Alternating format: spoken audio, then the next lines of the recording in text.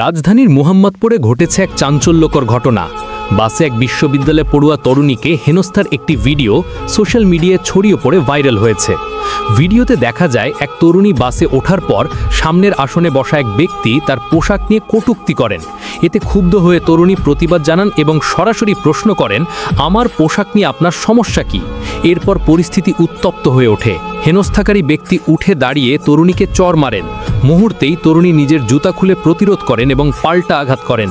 ধস্তাধস্তির এক পর্যায়ে দুজনই বাসের সামনের দিকে পড়ে যান, কিন্তু তরুণী সাহসিকতার সঙ্গে নিজেকে সামলে নিয়ে আবারও প্রতিবাদে দাঁড়ান।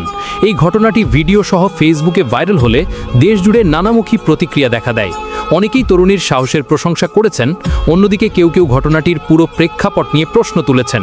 ভিডিও ভাইরাল হওয়ার 3 দিন পর র্যাব অভিযান চালিয়ে অভিযুক্ত ব্যক্তিকে গ্রেফতার করে। তার নাম নিজামুদ্দিন, বয়স ৪৫ বছর। তিনি রমজান পরিবহনের কন্ডাক্টর ও চালকের সহকারী হিসাবে কাজ করতেন। র্যাব জানায়, মোহাম্মদপুরের বছিলা এলাকা থেকে তাকে গ্রেফতার করা হয়েছে। পরে তাকে মোহাম্মদপুর থানায় সোপর্দ করা হয়।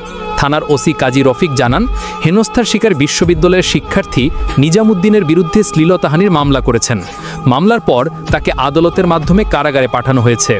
র্যাব 4-এর বিজ্ঞপ্তিতে আরও বলা হয়, 27 অক্টোবর ধানমন্ডি 15 থেকে বছিলামুখী একটি বাসে নিজামুদ্দিন তরুণীর পোশাক নিয়ে কুরুচিপূর্ণ মন্তব্য করেন। তরুণী প্রতিবাদ করলে তিনি ঔদ্ধত্যপূর্ণ আচরণ করেন ও চড় মারেন। আত্মরক্ষার্থে তরুণী নিজের জুতা খুলে আঘাত করেন এবং সাহসিকতার সঙ্গে নিজের মর্যাদা রক্ষা করেন।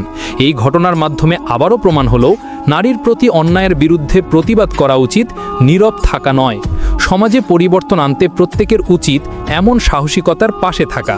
বন্ধুরা, আপনারা যারা এখনও আমাদের চ্যানেলটি সাবস্ক্রাইব করেননি, তারা এখনই সাবস্ক্রাইব করুন এবং পাশে থাকুন।